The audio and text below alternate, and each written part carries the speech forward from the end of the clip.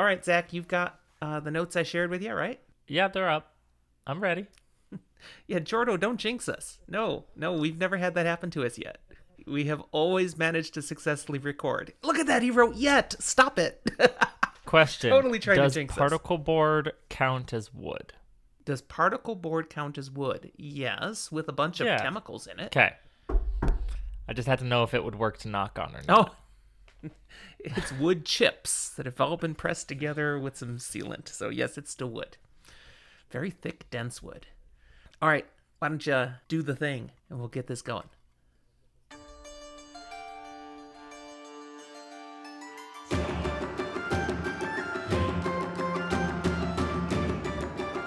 Hi there, and welcome to Fantasy for the Ages, the show where a father and son sit down and talk about a fantasy book.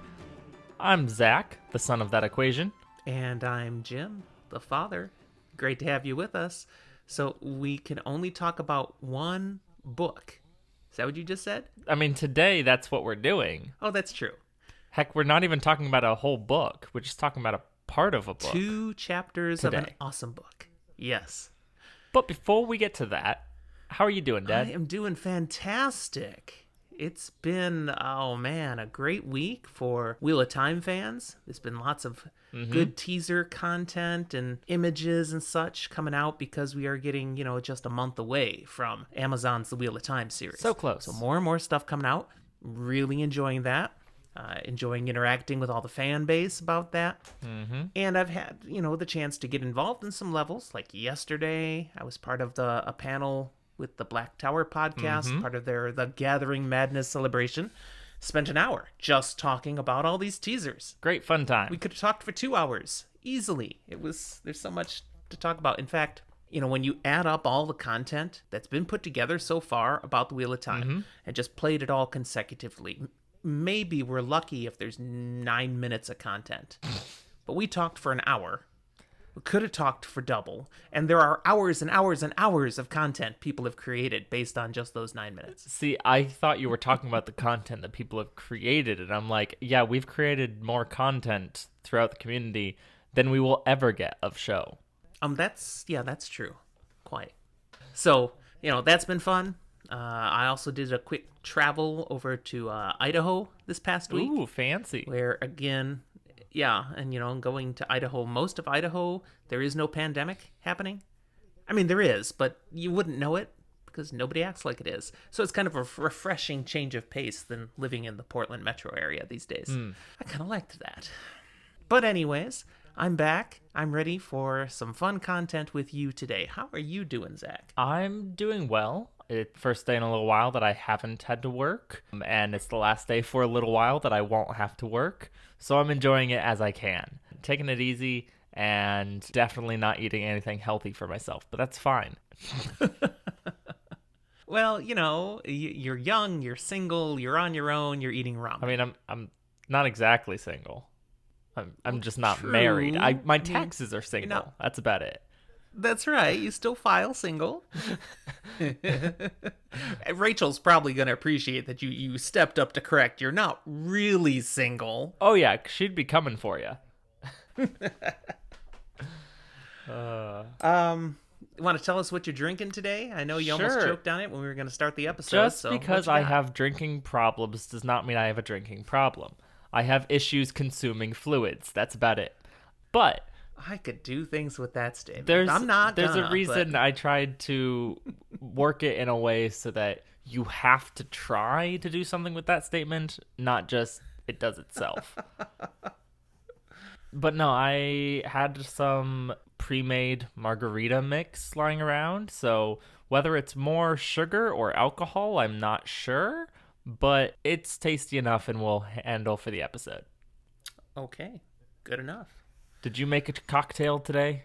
I did, and Good. I haven't had time to post it yet on our Discord or on Instagram, but I'll put it up after the episode. It's called Hair of the Hopper. It's got a little oomph to it. So it's kind of like a hair of the dog thing, but not quite. You could say that, but not quite. No, it was just a fun name I came up with. Dreamier. Yeah. 3 ounces of Southern Comfort, an ounce of vodka, and an ounce and a half of pineapple juice. Shaken over ice, strained, and enjoyed. Okay. Yeah, yeah, Emmeline. No, I'm not hungover. It wasn't truly hair of the dog. No, I am good. I am good. And this is good. I enjoyed the drink. Although Judy, your mother, came Not in, a fan? she took a sip of it. She went, nope, not my kind. So Nope." did you make her something else? No, she's on her own. She knows where the liquor cabinet is. That's She can true. manage. You keep it well stocked. I try. Any updates or news for today? A few. Okay. Not a lot. Okay. One, I did want to comment officially. We have one new state. Okay. That is now listening to our podcast. Because when I look at the U.S., I can break it down by states.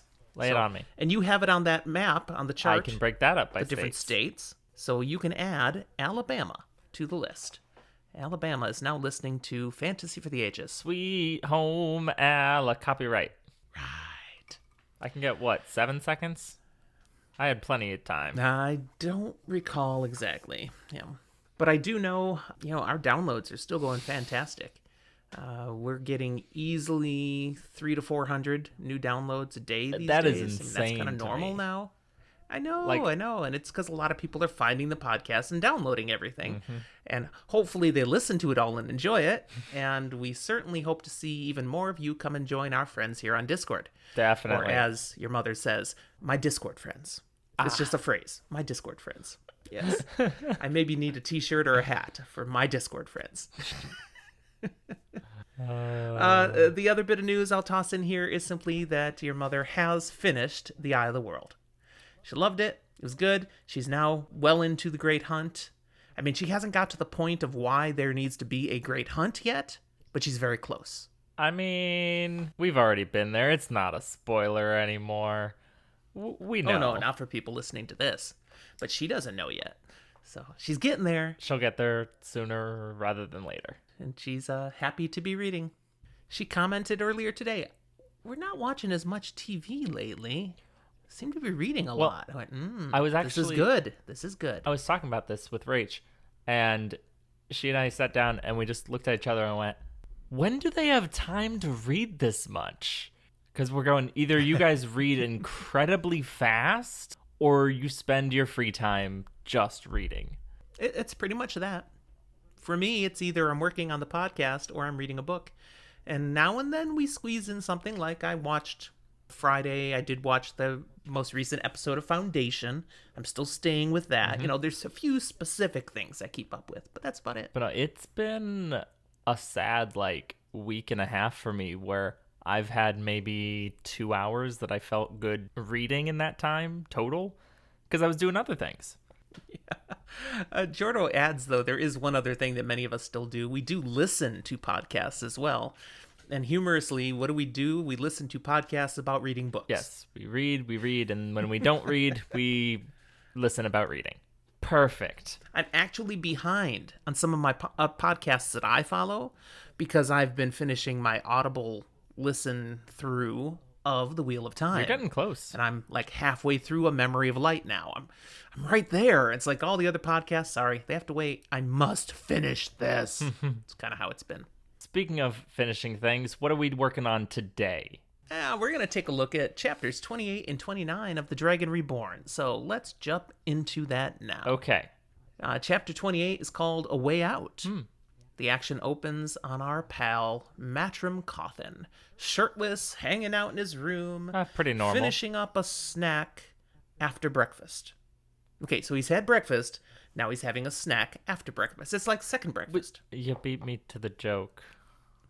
I was going there, and then you did it. Because it really is a second breakfast. It's not a snack. We It look really at what's is. in there. I mean, look at what he has. He's got ham, he's got 3 apples, he's got bread and butter. It's a nice filling extra meal. And what are we supposed to note in that, Zach? That he's still putting it away like a trash compactor. He is constantly hungry, constantly healing, and getting it back through his body. Yep. Teenagers are often like that. They just inhale food, but Matt is putting any teenager to shame. He's just sucking it down like crazy. He has a ravenous hunger. His peaceful munching is interrupted by the uninvited entrance of Nynaeve, Egwene, and Elaine, all smiling brightly at him. That's never a good Matt sign. fights down the impulse. oh, I'm not wearing a shirt. Maybe I should go put one on. And he's like, they didn't even knock. I ain't doing nothing. And he just kicks back and relaxes in the chair. You come into my room when I'm just here and you don't even give me a warning, you can deal with it. He does admit to himself, though, it's good to see the girls. They're his friends. At least it's good at first, because then he notices what was mentioned. They were all smiling really brightly at him. That's a little sus. Yeah, that's an immediate tell. Red flag. What do they want?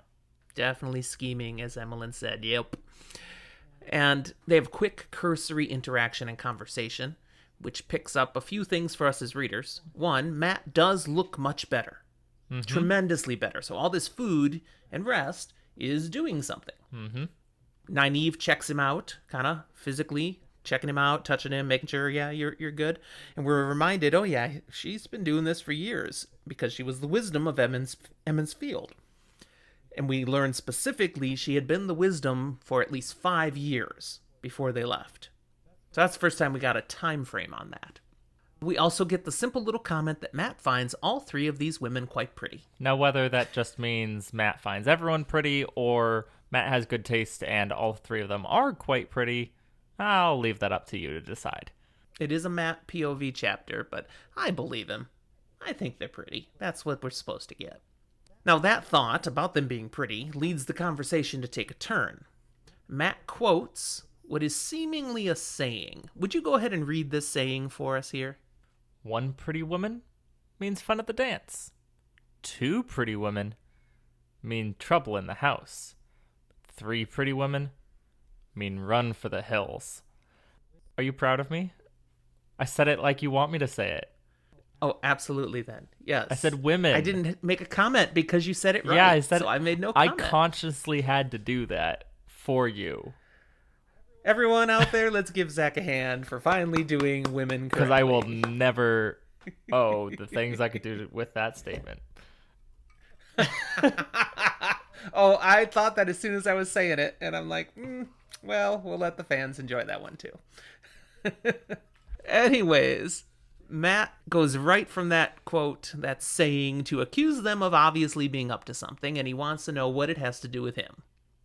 Now, again, we're in Matt's POV, so we're also seeing the workings of his brain, and as he's looking at them now, suspiciously, he notices some things. One, he notices their hands look like they've been washing dishes. But that can't be. I mean, the daughter, Erebandor, washing dishes? Really? And Nynaeve? He knows she hasn't touched a dish in years. So, I mean, as the wisdom, she doesn't do household chores. Apparently, the part where, these punishments were announced to the entirety of the tower must have passed an unconscious Matt by, or just no one cares to tell Matt anything, because everyone knows this. Matt doesn't. I'm pretty sure he slept right through it, yeah. He also notices, of course, that they're all wearing great serpent rings now, and his general reaction to that is, darn. Yeah, no, that's fair. It was bound to happen, but it's just too bad. What a shame. Pretty women, now they're Aes Sedai. Blech. Yeah, Matt doesn't think much of Aes Sedai. He does not. Almost like You're he wants right. to get as far away as he can, finding a way out. Oh, look, this is that chapter. Yes, it is. Now, when he's, they've come in so pleasant and smiling and just checking in on him, and he, turns it to be suspicious. Egwene basically looks at the others. I told you so. We should have just asked him straight out. So it's clearly illuminating they had some conversation on how best do we try to approach Matt now. I get the impression that the conversation loosely went Nynaeve and Elaine going, he's a man, we have to treat him this way. And Egwene went, yeah, but he's Matt. Are we sure? That's right. He's not just any man. This is Matrim. Huh. And then they were like, nah. Well, Nynaeve steps up. So the first attempt failed. Nynaeve's coming in with the other attempt. She points out, just because we want to ask you a favor, it doesn't mean we don't care. We really genuinely were interested in how you're feeling. So how do you feel? Now, how does he feel? Surprisingly great. Yeah, like he's had a month of rest and food, and it's only been a few days. Although, as mentioned earlier, and as Discord kind of put in earlier, it's like he does still have a hollow leg. He can just can eat and eat and eat, and he's still hungry. Constantly hungry.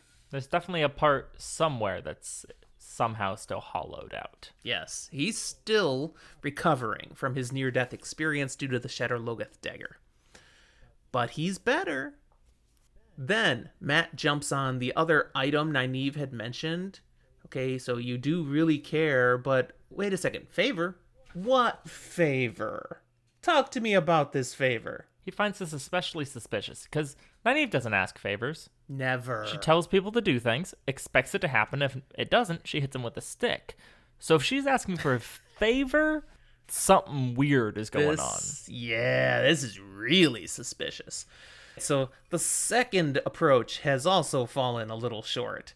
Now Elaine steps up. She turns on her charm up to 11 and asks Matt to carry a letter to her mother in Caemlyn. And Matt responds, "Oh, that favor doesn't sound too bad. What's in it for me? What do I get out of it?" And then Elaine totally blows it. She goes all daughter heir. She just doesn't understand context, really. Yeah, I mean, certainly you would want to serve the Lion Throne and do this for the daughter heir. I mean, as a loyal subject. Yeah. No. He just laughs. You would think after spending her time with two Rivers folk and getting close with them, she'd know that they don't care. That's right. Particularly Matt. Matt does not. He doesn't do anything out of, just because I should. No, totally not. By the way, my comment when I said she turned her charm up all the way to 11 reminded me of something else funny. Do you know where that reference potentially comes from? Have you ever watched This Is Spinal Tap? I know of it, but I haven't seen it. It's a parody rock band, and they have special amps they designed. Instead of going up to 10, theirs go up to 11. They're that much better. And the guy who, it's, as Jordan puts, it's a mockumentary. So it's done very seriously, but it's ridiculous. And the guy who's interviewing him basically goes, okay, but I mean, the same range can just go 1 through 10. I mean, why didn't you just increase the range if you want it? He's like, the guy thinks deep and goes, but ours goes up to 11. There it is in Discord. It's great. So look it up on YouTube. You'll laugh. It's worth a chuckle. Which is why I brought it up here now. There you go. Give everybody a reason for chuckle. But I digress. Back to Egwene, who's sitting here, Queen of the Ladies, because she has predicted all of this. She knew none of these things were going to work. In fact, she tells Elaine, see? And Elaine's like, but you said if I smiled, and then kind of slaps her hand over her mouth, practically. It's like, oh, they're giving it away that this was all a scheme, all a plan. Yeah. And Egwene, she turns to Matt. She's saying, he doesn't do favors. He doesn't do anything unless he's been coaxed, wheedled, or bullied into it. Matt's like, hey, I dance with you. But yeah, I don't run errands. I'm not that guy. So apparently Matt likes to dance. Who would have thunk? Well, he does. Well, he likes pretty ladies. So all the plans, all the schemes, they fell short. Now Nynaeve takes over, and she simply says, basically, Matrim Cawthon, you're ruder than I remembered. Really, one would think you'd show some gratitude after all we did for you when you were sick. All we're asking is you to carry a letter to Caemlyn, one of the great cities of the world, and you wanted to travel and see things. I mean, sheesh. So what I'm hearing is they tried coaxing him, they tried wheedling him, and now they're trying to bully him. Pretty much. Matt thinks to himself here, again, POV for Matt, that as much as he's enjoying all of this, it's time that he should let them down. Yeah. And he says, you're really not asking anything that hard, but I can't carry the message. And Nynaeve's ready to go off again. Come on, it's not that big a deal. Nynaeve, what do you mean? He's like, not no. a won't. It's a can't. Can't. Explain why he can't. What does he tell them then? Because according to the Amyrlin, her orders, he can't even leave the island of Tarvalon. And when the girls ask, Matt, they're like, what? Matt just goes, oh, the Amyrlin wants to be sure these fully healed, won't relapse, all that BS that was the same reasoning told everybody else. And of course, there is a other reason, and he's not bringing that up. But what is it that we know, that he knows, that they don't know? Yeah, in Matt's opinion, it's better that everyone just kind of forgot that he blew the horn of Valir. I don't think these girls ever actually knew that. Exactly. They weren't present when he did it. Now, Nynaeve, she's like, whoa, so a health thing, and she grabs his head and actually checks. She delves in with the power. Nynaeve asked for consent first. And she's like, there's nothing wrong with you. You're perfectly fit. I mean, you're not as strong as you're acting like. You're still recovering, but you're fine. So, okay, you're fine, but you can't go off the island. So then she asks, okay, what if we could get you off the island? Would you be willing to deliver the letter for Elaine? And Matt's like, heck yeah. Yeah, that's the sort of thing of, listen, if you can get me off the island, that's the payment I need. You get me off the island, sure, why not? That's what's in it for me. That's right. So the three women, they step aside for a minute, psst, huddle. And then they come back, and Egwene hands Matt one of the documents from the Amerlin that reads... Go ahead and read that, Zach. Remind us what that says. What the bearer does is done at my order and by my authority. Obey and keep silent at my command.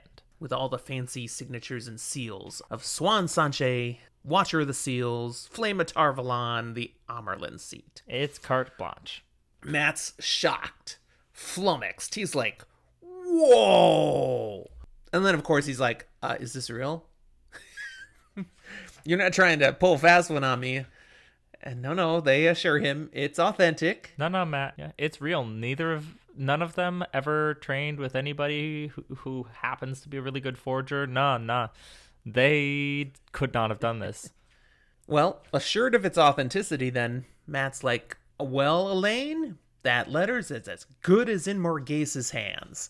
Now, I'm always humored at Matt's consistent sense of irreverence. Mm-hmm. Jordo in Discord said Matt doesn't exactly respect authority figures. And yeah, if someone is in a position of authority, Matt is gonna diss them. And it shows right here. It's not the Queen. It's not Queen Morghase. It's Morghase.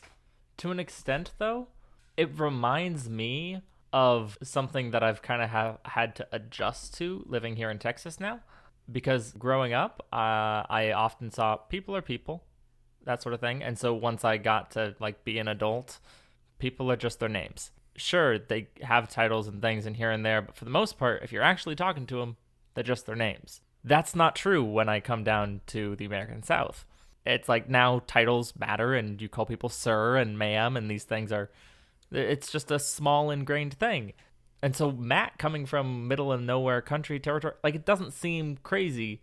It's less a direct intentional irreverence in my mind and more of he's just sticking to what he does as opposed to everyone else who puts on this air of trying to copy what they see other people doing in the places.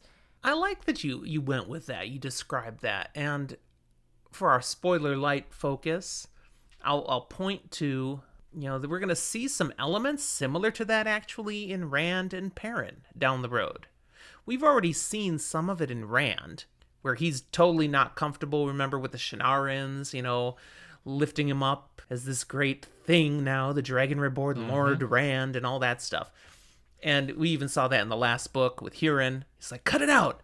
This Lord Rand, cut it out. So he has some of the same elements. They just want to be a regular person, not this elevated thing. And we're definitely going to see some of that. Yeah, we're going to see some of that in Perrin too. But we haven't yet. It's just letting you know. At least Rand in the past we see, in contrast, trying. He emulates Lan at many times in trying to be formal and respectful to people. And that's not necessarily in his nature, it's just what he's trying to adapt to. So Rand tries to learn. Perrin is going to do his own unique Perrin thing. Matt's never going to learn a bloody thing. Yeah, no, Matt's like, I was good how I was, and I want to stay there. Yeah. All right, so they have a deal. Matt's going to go ahead and carry this letter. No problem, because you gave me this thing, I can get off the island. And he says, out of just, possible chance, do you have any coin? I mean, it's kind of expensive these days to travel to Camelin. It would be helpful if you had any cash you could send my way, especially with that civil war over in Kyrian. I mean, all the prices of things have gone up big time. Right. About Now- that, no. Yeah, they're like, we've been a little busy. We haven't been able to make any money. Of course, this does remind us of the fact that Matt has been researching what it's going to take to get off the island. Oh, yeah. He knows about the Civil War, the jacked up prices. He's already kind of planned this out. It's going to take some coin. And he had a plan to raise it himself, but he's like, hey, could you give me a shortcut? You got some? He's basically ready. He just needed a way out, that first step. And so he's also kind of fishing and going, can you make any of the other steps easier too? Yeah. But he's like, that's all right. It's not a deal breaker because he's got plan B, which was really plan A. He can still get out there and gamble with the few coins he has. Which are a little bit more now that he, beat up Galad and Gawain a few chapters ago. Mm-hmm. Now he's motivated. One good time out there with some luck with the dice, and bam, he's going to be off the island because he's got his get out of jail free card now. Mm-hmm. So they give him one final comment related to this. Mm-hmm. Deliver the letter to Queen Morghese and don't let anyone else know that you have it. Okay. So hush hush, it's a secret. He doesn't question it. And then they spend a little time in some more relaxed chit-chat, inconsequential stuff. Mostly Matt talking about things from back home with Egwene and Nynaeve. Wonder if people miss us, wonder what Beltane's going to be like this year, stuff. Elaine also talks a bit about Camelin, kind of give him a heads up of what it'll be like when you get there, who you ought to know and talk to in the royal palace, just stuff, general information. Matt kind of draws an impression from this. Most of this conversation he enjoys, but again, we're in his mind for this, so we also sense that he gets a feel from talking with Elaine through this that she's a little, haughty? Is that the Snooty? word I want? Yeah, he's not so sure he'd want to hang around with her all that much. The Queen Elaine kind of channels a little bit. There's a little bit of self-importance that is and frustrating. his final thought is a man would have to be a fool to let himself get involved with her.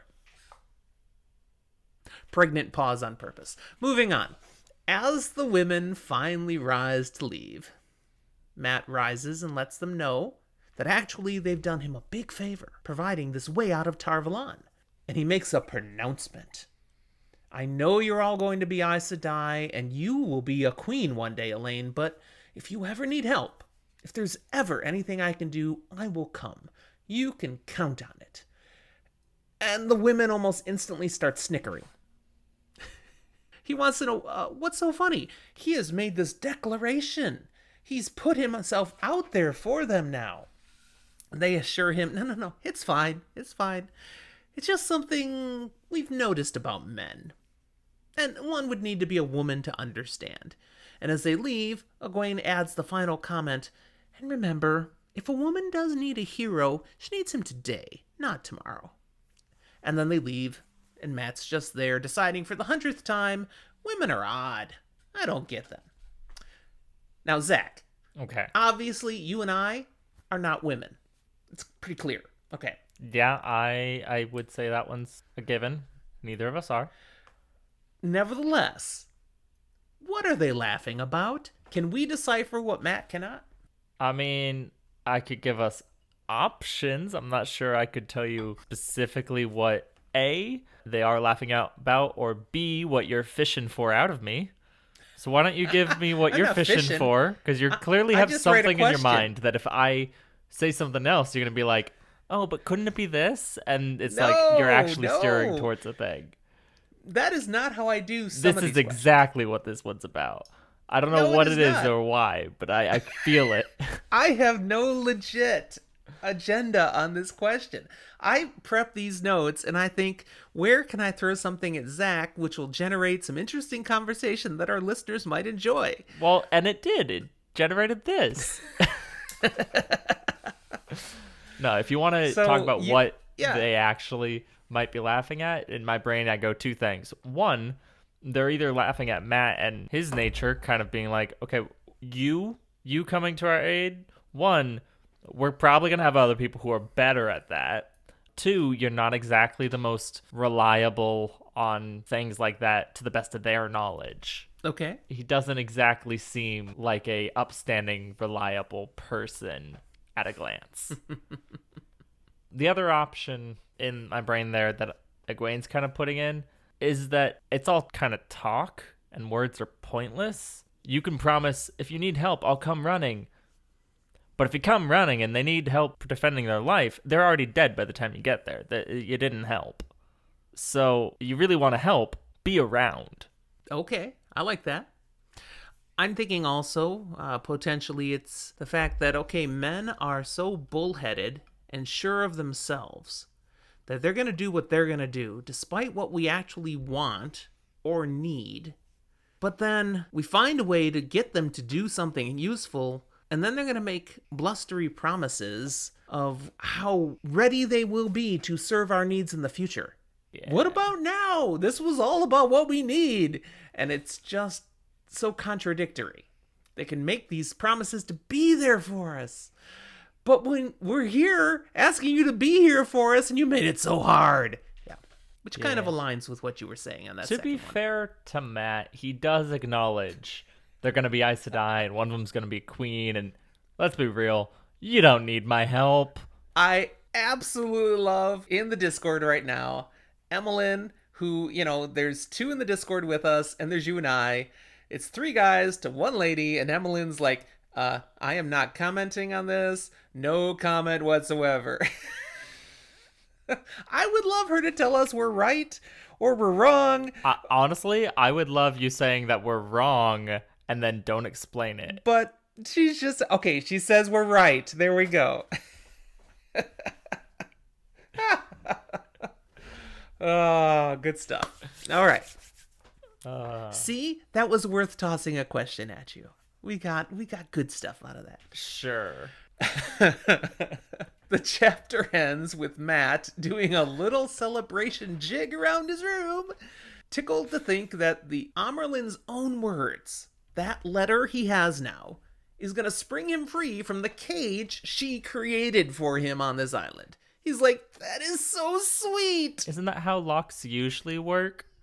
They need specific keys tailored to the lock. I mean, it kind of just makes sense. And he says to himself in his head, once free, neither the Amyrlin nor that Selene chick will ever catch me. He's free. We jump ahead in the day a little for our next chapter, chapter 29. All right. Called A Trap to Spring. What about the trap to fall? What are our girls doing when we catch up with them, Zach? They're working, again, in the kitchens. Of course. Their normal all-day, everyday thing. They spend a lot of time in them kitchens. Kind of sexist, but what? The women are all being forced to go down to the kitchen?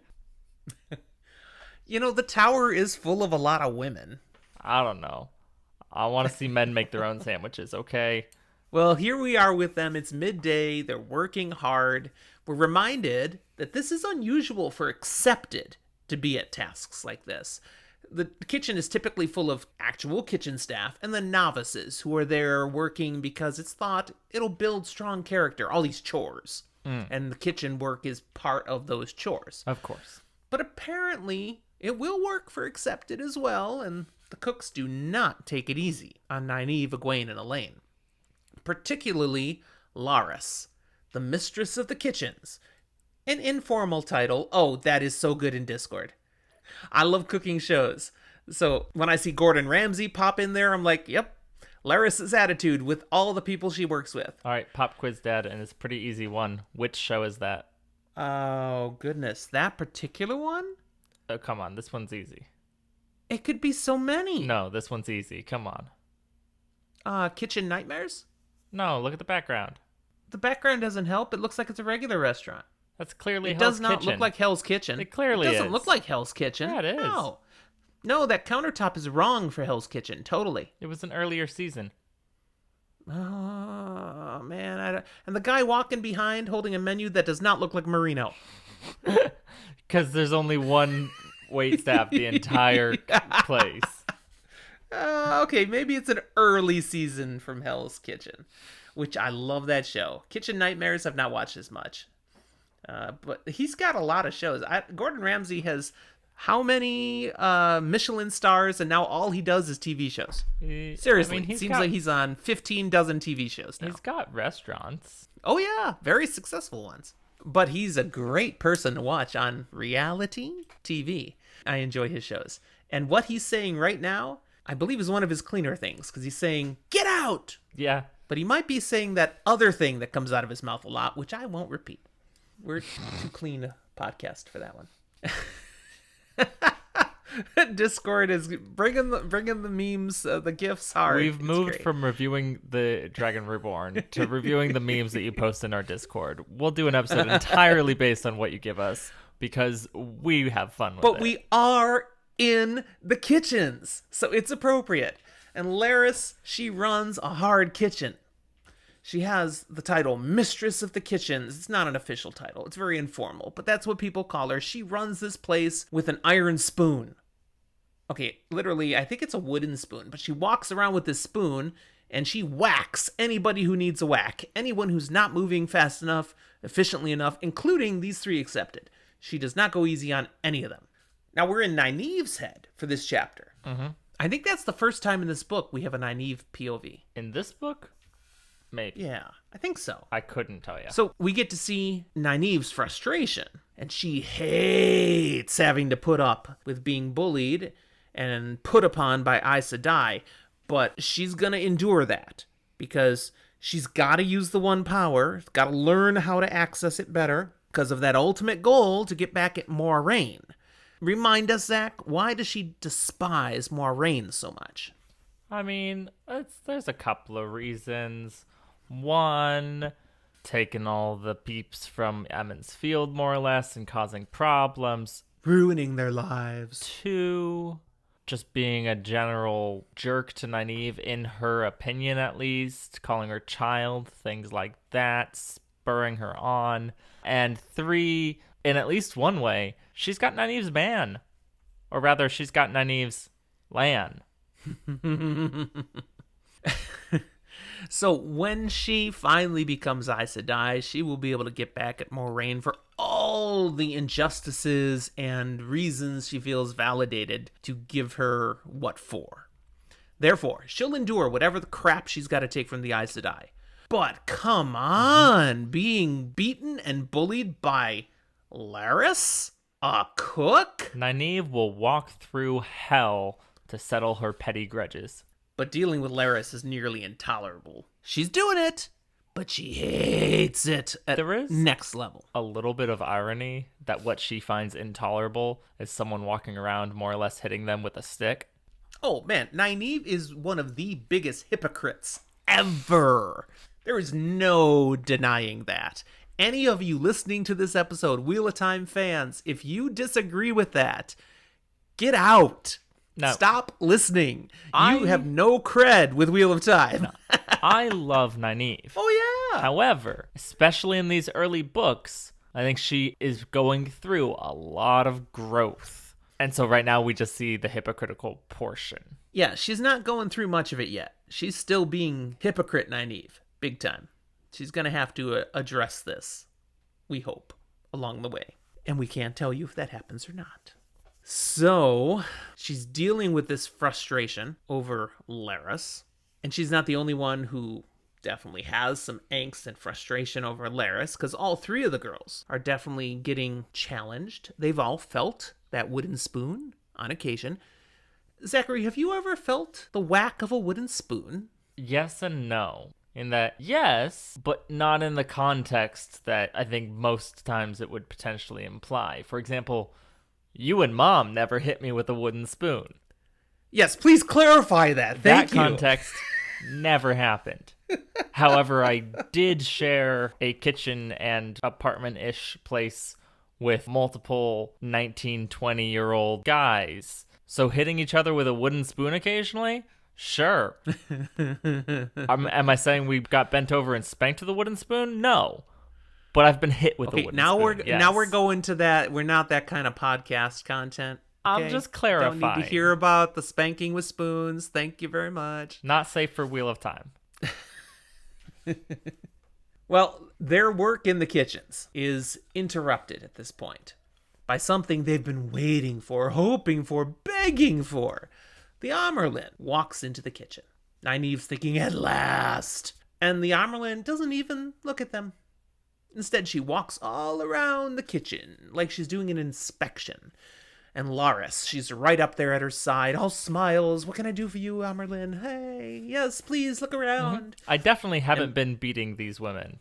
Oh, no, I think she'd be perfectly fine saying, and look how hard they're working, because I am on top of them, and if they need a paddle, they get a paddle. No, I don't think she has any issue with how she's doing that. I think there's an implied bit that Laris enjoys it a bit too much and, like, does it a bit too much, and she wouldn't do that while a direct supervisor is looking at her. Nynaeve might be thinking that. I'll give you that. Because we've got content coming up in this chapter that throws water on that argument. We'll see. So, Nynaeve is thinking that. Anyways, the Amerlin stalks about, frowning at this, staring at that, like she's not quite satisfied with what she's seeing. And finally, she stops in one point of the kitchen and she just stares at Laris. Oh, that's a great meme that showed up, because that's the stare right there, staring at person. And then stares at the spits where the food, meat is, rotating over the fire, and then stares back at her. And everywhere she has glared, the staff that are working in the kitchen have, quivered and worked harder and really buckled down. And all through that, Laris is just smiling along, because, yes, see my kitchen, see what's happening. But then when the glare turns on Laris, at first she smiles, then she stops smiling, then she starts quivering and hops too over where those spits maybe aren't working as fast as they should, because the Amerlin keeps glaring over there, and she actually starts turning the meat herself. So the Amerlin has accomplished a goal. What was she trying to do? Well, she was trying to get rid of Laris. And it worked. Yes, now that Laris is not shadowing her everywhere, she continues to move around the kitchen a little and positions herself close to our three girls. Not right by them and not looking at them. She's still staring around other spots of the kitchen imperiously with her back to the girls, but close enough that she could hear them. They could hear her. And as she's standing there, suddenly, she turns and gives Elaine a tongue lashing for inappropriate language. What? Elaine hadn't said anything. I didn't say nothing. Now, Nynaeve, for once, smart cookie, she realizes what's going on here, but Egwene, she doesn't get it. And she instantly speaks up to defend her girl Elaine. She didn't say anything and gets her own tongue lashing then. And the Amerlin, she calls Laris over here. You have these two girls impudent. Deal with these girls. Is this what we have to put up with in the kitchen? And Laris, she doesn't grab them by the ears, but pretty much she's grabbing them by the ears and dragging them out of the kitchen for punishment. So what just happened there, Zach? Well, she simultaneously made it look like she has more issue and ire with these girls, while also sending Laris out to take them out and quote-unquote deal with them.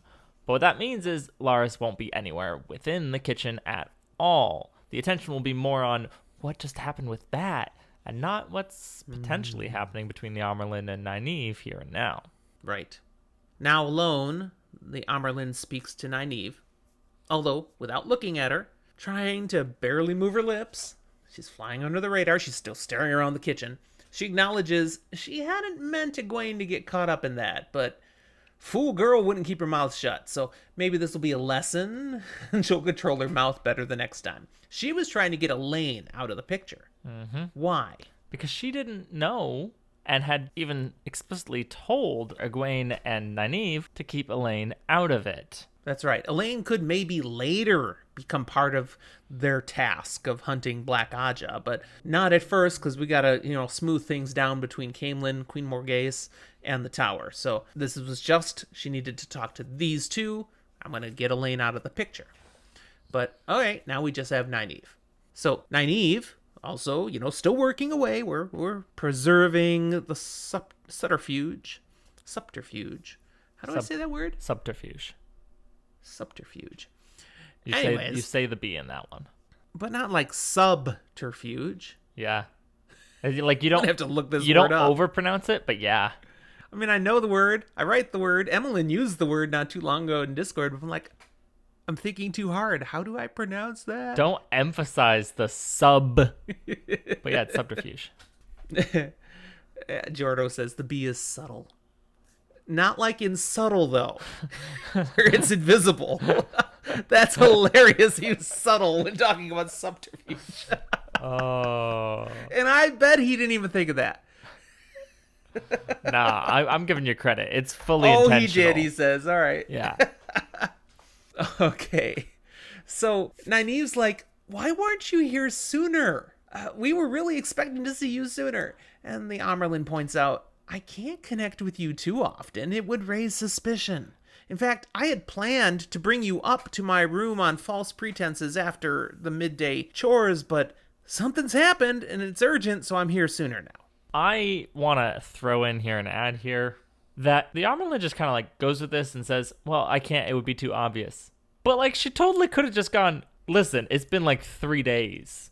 That's not that long. That is not Exactly. that long. Yeah.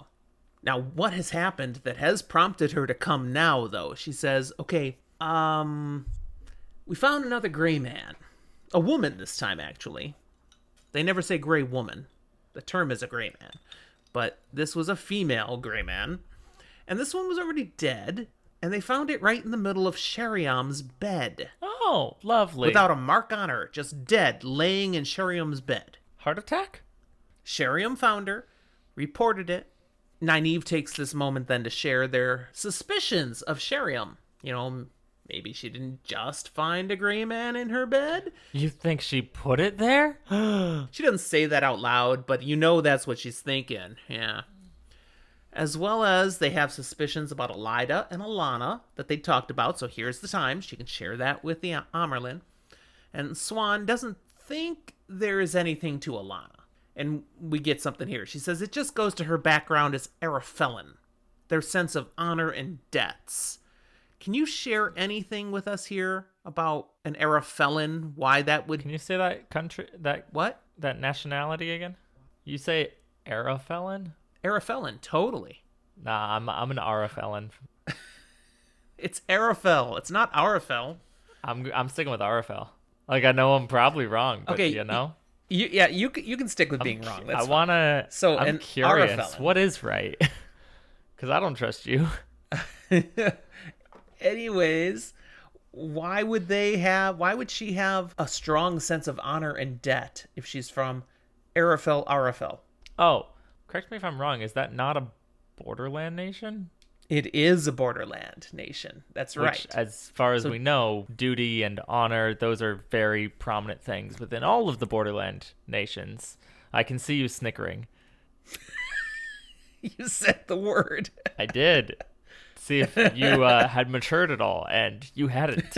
Nope. At this age, I am not maturing any further than I already am. Sorry, my friend. So we've had experience with Shannara, and they certainly had a sense of duty, honor, all those stuff. So Arafel's another one. Can you name the other borderland nations, not counting Malkir, which of course is no more at the moment? Saldea. What? Saldea. Saldea. Sorry. Our bad connection. The S didn't come through. It's Okay. like Aldea. Aldea. Saldea. Okay. Candor? Candor. That's correct. This would be so much easier if I could read the map behind you, but it's way too small. Well, there Arafel. That's one that we already mentioned, so I'm not mentioning that one or Shannara because both of those we already established. But there's like 7, and there's only one more. There's only 5. There's only 5. Why am I where am I getting the 7 from? I don't know. Are the towers of Malkier, are those 7 towers? Jordo's saying it might be 4 Although, plus I think Malkier. we might be wrong. There's only 4. There's So only 4 plus I had Malkier. named the Yeah. ones that we were missing. You Cool. had named them. As I got up and looked at the map, and I was like, "Oh shoot, yeah, there are See, only 4 plus." I started Malkier. thinking of other names, and I'm like, there's one that starts with a J, and then go, no, that goes back to like the history, the 10 nations or something, and I'm like, Yeah. that doesn't match. All right, so it's her sense of being a borderlander. She does act a little different than what everybody else is like. So that's where we're getting. That's what the Amerlin is implying. All right, so the Amerlin agrees. Okay, you've got suspicions anyways. I can keep an eye on Alana. That's fine. Now, have you found anything actually useful? Now, that's kind of a dig.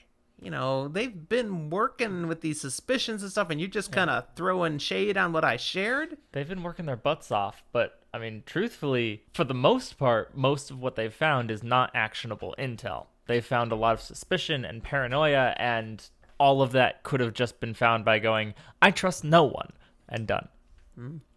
Nynaeve feels a bit tweaked by the comment, though. So she tweaks back about the Amerlin's use of Else Grinwell for sending a message. Are you kidding me? And then she shares all that they learned from searching the things they were told to look at, those 13 bags from the 13 sisters, the stuff that had been left behind.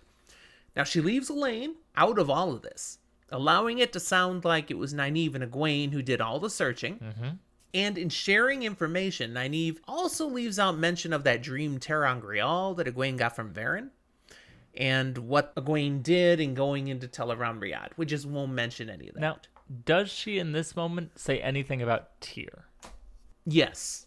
Yes, she does. She's telling them what the stuff in the bags gave them impressions of. So yes, she does tell that all is the shared. useful information, just not the how. Right. And of course, the reason behind her holding some things back is Nynaeve does not trust Swan totally. She's got her slight suspicions about even the Amerlin. You know, that they looked at these bags. Why didn't she tell her there were things about Tyr? I mean, some obvious things. It's kind of weird.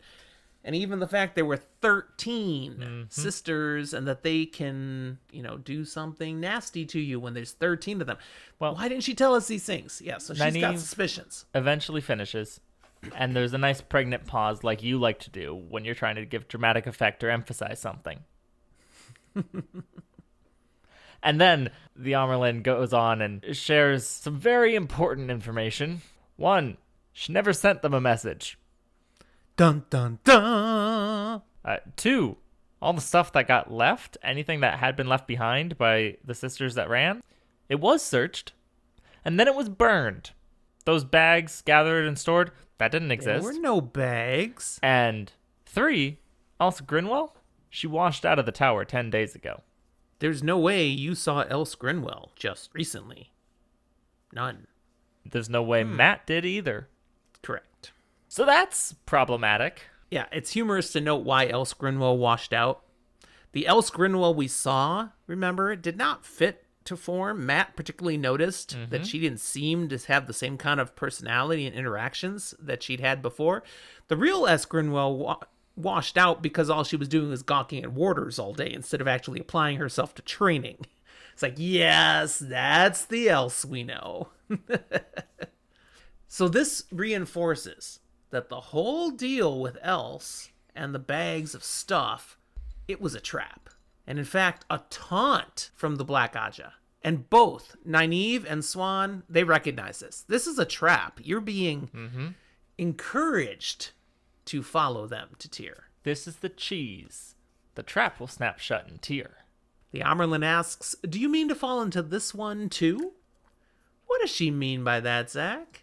Well, last time someone came by and said, hey, you need to go to a place, they may have, followed Leandrin through the ways all the way out to Falma, and then Egwene ended up collared by the Shan-Chan for like a month or two, or... Yeah. Did not go well, yeah. Nynaeve repeats what she and the girls have already discussed when Nynaeve told them the best way to catch those setting a trap is to spring it and watch for them to show up to see the results. But it doesn't sound like such a good argument when she lays it out to the Amerlin. And she points out, there's potential for being caught up in the trap. Nynaeve knows it, but the Amerlin's like, what happens if you get caught? This could be very bad for you. All right, so they've acknowledged this is probably a trap. Nah, this has got to be a trap. You plan to go after them anyways. The Amerlin says, all right, I'll leave some gold in your room for the journey. And I'll let it be whispered that you've been sent out to a farm to hoe cabbages. I'll give a cover story, basically. I want an Amerlin to fund my random adventures that might be bad ideas. Yes, please. Now, hilariously at this point, the Amerlin asks if Elaine will be going with them. Just casually. And what she's pointing out is, I know Elaine's been part of this with you all along. And Nynaeve's like, are you kidding me? I've been having to do all this work to pretend it was just me and Egwene, and you knew? Well, yeah. Why are I'm you not making me dumb. sweat like that? The Amerlin says, well, there was good reason. I officially told you not to include her. The fact that you chose to include her, I mean, that's on you. I can speak with a clear conscience to Queen Morghese that I have not Let's go a step actively further. involved Elaine in any other activities or plots. Yes, she's gone. I don't know. I did not send her anywhere. You know, she's created cover for herself. We do need to go a step further here. It's not just a clear conscience that she's accounting for. She's beholden unto an oath the three oaths. that keeps her from telling a direct lie. That's right. So she needs that plausible deniability. She can speak bold-faced. I did not send Elaine anywhere. I did not involve her in any plots. She can say that because she didn't. It's a pain, but it works. But she's telling Nynaeve now, but hey, I told you I had the two of you. I'd take 100 if I could, so you're telling me I have 3 now. Yeah! That's all good with her. She's condoning it without authorizing it. Now we jump to a question from Nynaeve. Yes. See, the Amerlin does that thing you should never do. She says, have you anything more to tell me or to ask? Just this open-ended question. And Nynaeve drops a simple and sweet question into that void. What is Kalendor, Mother? Now this catches the Amerlin totally off guard. Yeah. This question out of the blue. She half turns to Nynaeve before catching herself. Oh, I'm not supposed to be looking at you. That's right. We're not really having a conversation. And what she does share then, we get some information, a little info dump. 1, we learn the Black Aja cannot be allowed to have Kalendor. Okay, sounds good. At the same time, they can't possibly take it. There's no way they can take it. Okay, that sounds good too. I like that part. Yeah. We learn that most Aes Sedai have no idea what Kalendor is, nor do many people anywhere. I don't know if that's a good or a bad part, but that's okay. People in general don't even know this is a thing. The High Lords of Tyr, they know about Kalendor, but they Yes. don't speak of it. The only time they, have to speak about it is when a new High Lord is raised. When someone new's got to get in the know. That's right. What it is a Sa-Angreal, and only 2 more powerful ones have ever been made. Now, for the record, we've already learned of the other 2, but we're spoiler light, we are not going to clarify for you. You might remember from other things we've talked about, specifically back in the Great Hunt, but we're going to leave you hanging. You'll have to do your own research. We learned that you could level a city with Kalendor. It has that Ooh. kind of power that you could draw. Impressive. And the Amerlin finally says, if you 3 girls die to keep that out of the hands of the Black Aja, it would be deaths well spent. Morbid, but okay. The Amerlin confirms Nynaeve's understanding that only the Dragon Reborn can touch Kalendor. But she reveals the High Lords have nearly as many ter-Angreal stored in the Stone of Tyr as the White Tower had. The Black Sisters might not be actually after Kalendor. They might be after some of those ter-Angreal, just like they stole some from the White Tower. Now, Nynaeve is shocked to learn there's all these items that access the One Power stored in the stone because everyone knows the High Lords of Tyr hate the One Power. And Swan confirms that. Yes, that's true. In fact, the moment a Tyran girl demonstrates the ability to channel, they ship her off to Tar Valon so fast she barely has time to say goodbye to her family. And she seems a little bitter over that. Yeah, I wonder how Swan would know that. Yeah. But the theory she expresses is that since Tyr is stuck with Kalendor, Okay. they've gone on to collect as many other items of the power as they can and surround it with all these other things, kind of to diffuse it, diminish its value. It's not this one big thing in Tyr. Now it's one of many things Yeah, that are kept in the Stone of Tyr. We don't have an atom bomb. We have an entire armory of hand grenades that happens to also have a singular atom bomb. That's right. Regardless of their attempts, they cannot ignore that Kalendor exists in the Heart of the Stone. Because the Heart of the Stone actually is part of some routine ritual habits and rituals that take place every year in Tyr. When a new High Lord is raised, the ceremony for it is right there in the Heart of the Stone, right there where Kalendor is. But also, there's 4 times a year they go into this Heart of the Stone to do some ritual stuff. So they have to keep going back. It's tradition. They keep going back to where this is. They don't talk about Kalendor. They pretend it's not there, but they know it's there and they have to deal with it. That big glowing elephant that they just try to avoid. Nice. Kalendor is an elephant in the middle of the room. Oh my goodness. There's never been a bigger elephant in the middle of the room than Kalendor. That is well done. Well, an actual elephant would probably be bigger, but... Or, no, spoiler light. I can't mention it now. Okay, so where are we going with this?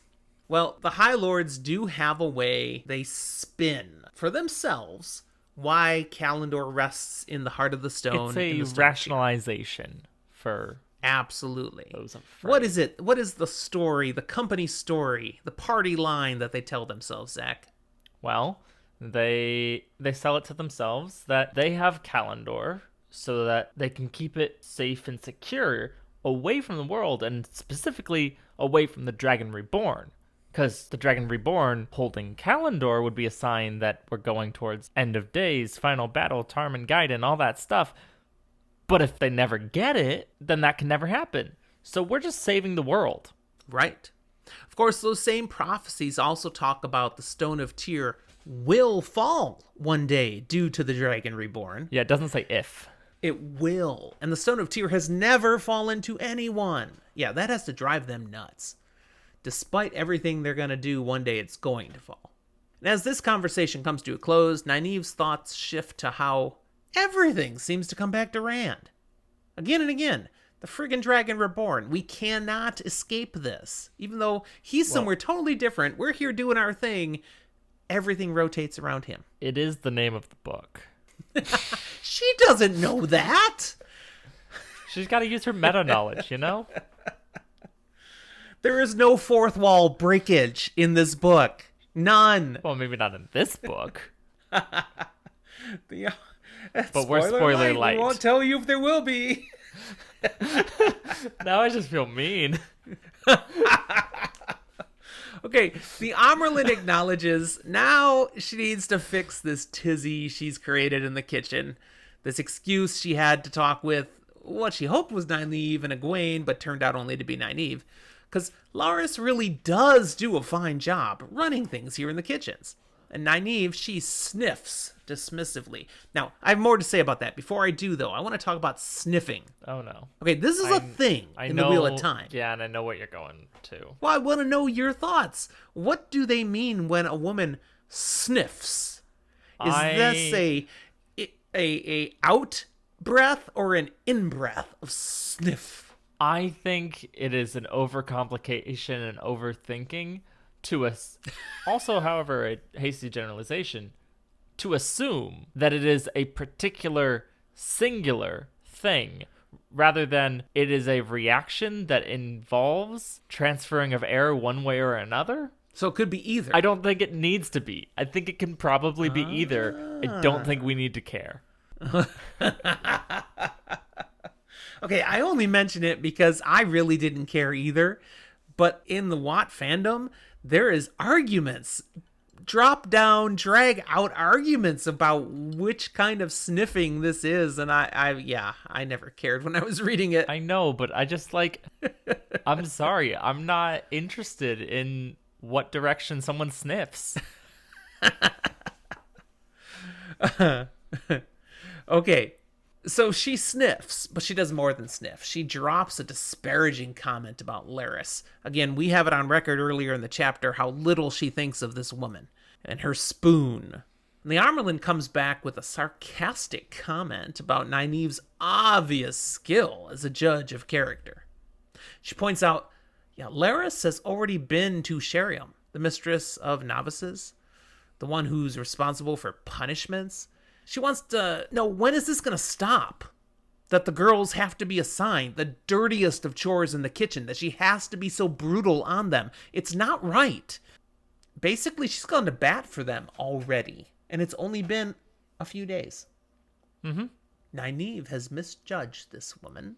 Now, at this point, I mean, she's still beating them. Yes, because she's been assigned to do it, basically.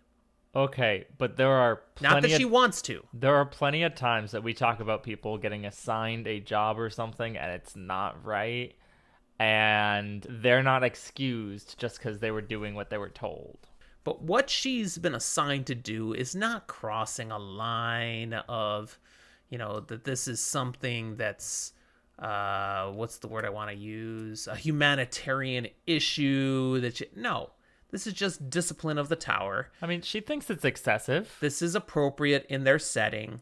She clearly thinks it's excessive, as she's gone and asked, when will this stop? When can this be over? Right. This isn't right. There's a time and a place when punishments like this might be acceptable, but these are accepted. This is an extreme circumstance, and she's like, I don't like this. I don't like having to do this to the extreme you're making me do it. This should stop. I'm on record here. This is over the line. We need to cut it out. I still don't think that necessarily excuses her entirely of the blame of doing it, though. Not entirely. I will agree Disagree a little bit. She can still be a good there. person. She's just like, you're still doing it. Still doing it. Okay, at that point, Laris returns to the kitchens. And the Amyrlin, she fixes this by singing her praises, talking about how excellent everything is here in the kitchens, as she's done her inspection. And in fact, Laris, you should be officially mistress of the kitchens, I think. I might make that title something official. And Laris is practically floating off the ground. She's beaming. She lives for this kind of praise. And as the Amyrlin leaves the kitchen, she's just smiling ear to ear. And she turns then and looks at the women who are all working, except none of them are working. They're all stopping, watching this whole thing going on. And when she realizes no one's working, she changes to a glare, a frown, and instantly everybody doubles down, including Nynaeve. Get back to work. However, Nynaeve keeps smiling at Laris, mostly out of guilt.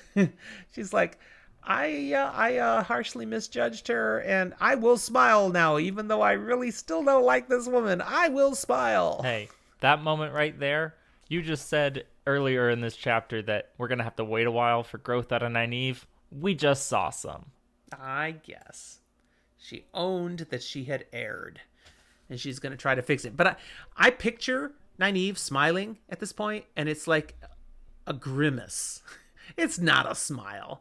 She's got this very awkward, uncomfortable looking grin, which I think is backed up by the fact that Laris keeps frowning at her because that smile's not working for her. Egwene and Elaine, they return to the kitchens then. They hop to their tasks by Nynaeve, and they complain about the taste of soap.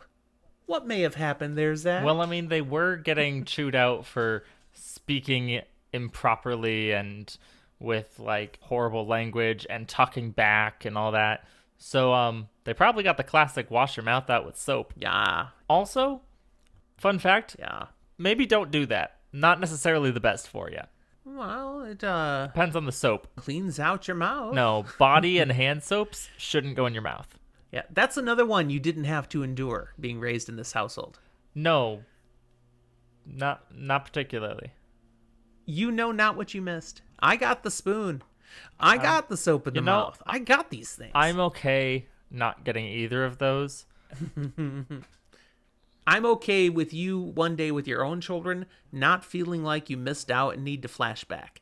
Nope. Yeah, no, Don't go there. I don't have any intention myself to do any of those, but I digress.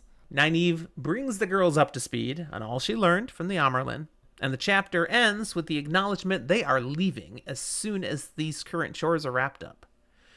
And hopefully we're not walking into a trap we can't get out of. Wonder how that'll go.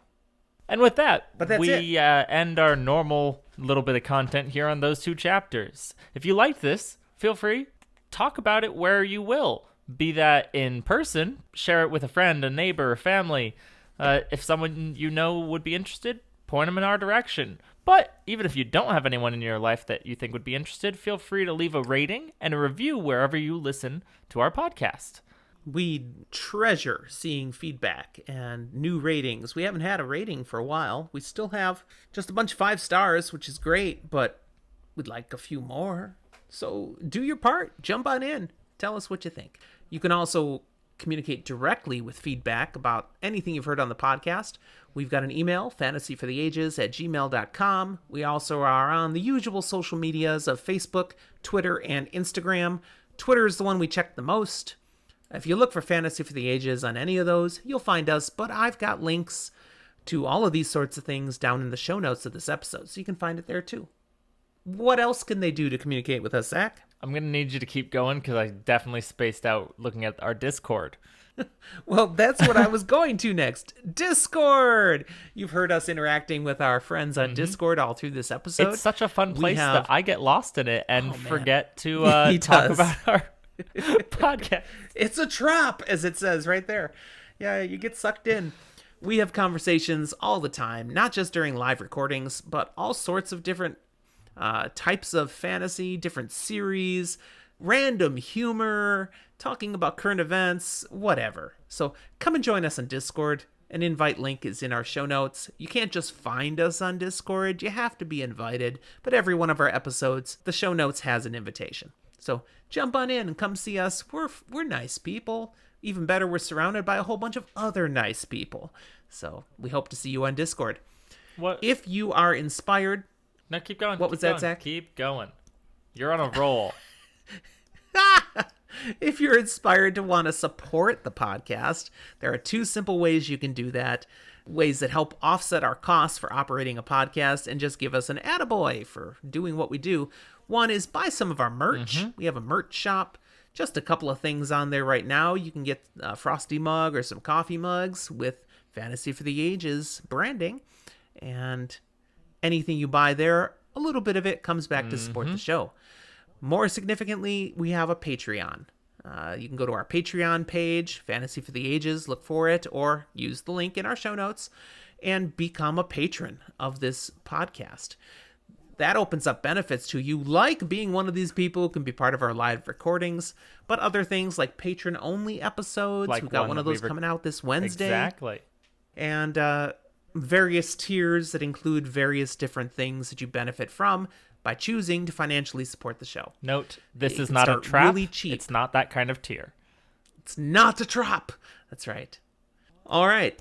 I think that's all we have in our regular stuff to share here. We're going to move on to the spoiler room in just a moment. So at this point, we would want to invite any first-time listeners to stop listening so we don't ruin it for you. Goodbye, Emmeline. She's jumping out of our live recording now. And Right. for everyone else, we wish you farewell. We'll talk to you next time. The spoiler room. So this is my D20 this Just- time. I'll be using this. And I'm don't know using if the you can tell. big what it looks honkin' like, one But again. it's pretty. Yeah. I have to specifically pretty. say what I'm using because I may have You have like so many. 35 different ones I could choose. So we're going to roll to see who gets to spoil first. Again, in this format, each of us gets to pick one thing referenced in this episode that we're going to full spoil. We can talk about what its relevance is to the rest of the series. So I'm rolling. Go ahead and roll, Zach. Here we go. I have a 12. You have a 1? I got a natty one. Oh, he had this reaction, and I'm like, oh, he got a 1. I wish those were less common than they are. Yeah, put that one away and never use it again. Although it's so nice. To dice jail it goes. All right. So for mine, I want to talk about Sheriam and the Gray Man. We've already in a previous full spoiler referenced the fact that Sheriam is Black Aja. Nobody knows it yet, but she is. Mm-hmm.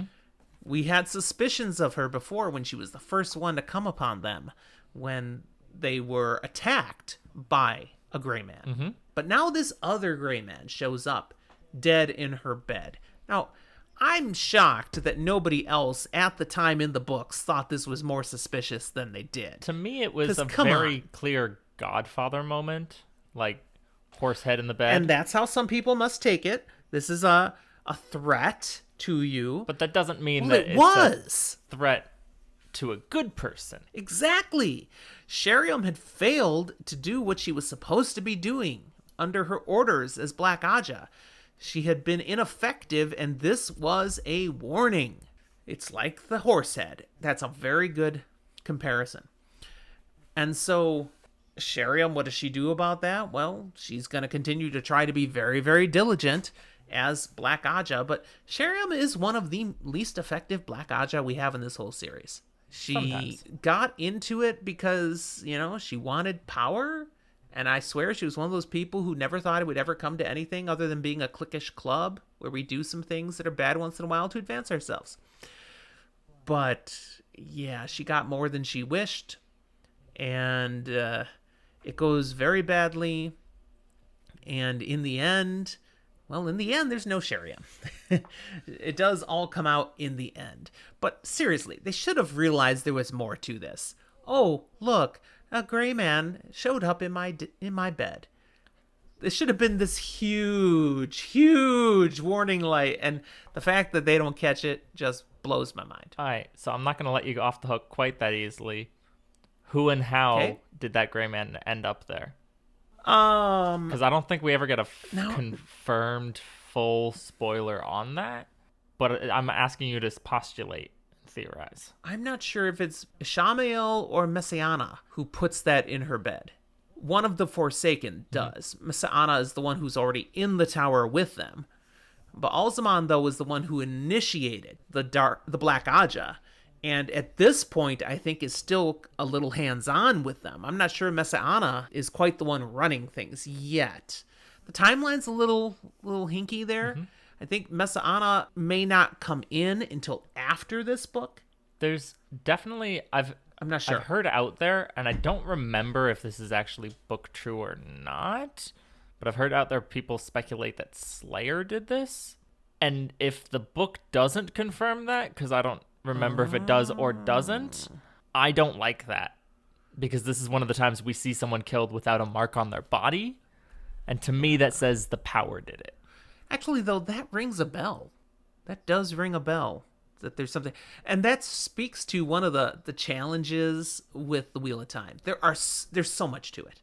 There's so many little details and little nuances that, yeah, I could have totally forgotten that there is a time where it's mentioned that Slayer did something like that on orders from someone else. I know he does things like that, but I don't know if this one was one that was. I don't remember in any way, shape, or form.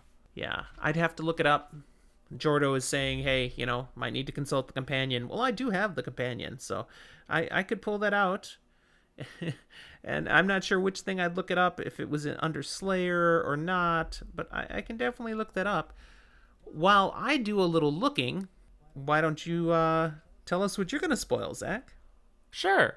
Mine's going to be a short-term spoil here. It's actually going to pay off within this book, though it does have implications that go beyond this as well. We saw in this chapter Matt giving his grandiose promise, if you ever need anything, I'll be there. And they all kind of laughed him off. But the things that in these two chapters got set up are basically the women go down to Tyr, they spring a trap, they successfully get trapped in a trap, and Matt does show up to get them out of it and help them. Yes. And could he do it all on his own? No. Could they have gotten out on their own? Probably not entirely. But it very clearly is just like he said he'd be there, and you didn't ask, but he was there. And there are other times, too, where they don't exactly ask, but he is there. And so it pays off that when Matt says, nah, I'll be there for you, he actually will. You find anything? Yeah.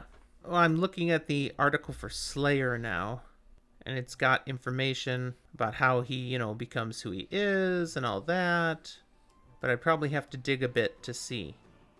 That article on Slayer specifically did not speak to the Gray Man. Well, we'll keep looking. Wait. Oh. He maybe found it? Or found that not it? It says that he is the one who killed the Gray Man who had failed to kill Egwene. Yes, the one with the knife that was there. Right. Not the one that ends up in her bed later. So, did he kill the one who ends up in Sheriam's bed? Maybe? Companion doesn't say anything about that one. But he was clearly around. He was involved in some way. Anyway. All right. I think we have spoiled enough then. Everyone listening should feel very spoiled. There you go. Anything else you want to talk about then today? I'm all right for today. All right. Then this is where we'll wrap it up. Thanks for being with us, everyone. Hope you enjoyed our episode, and we'll talk to you next time.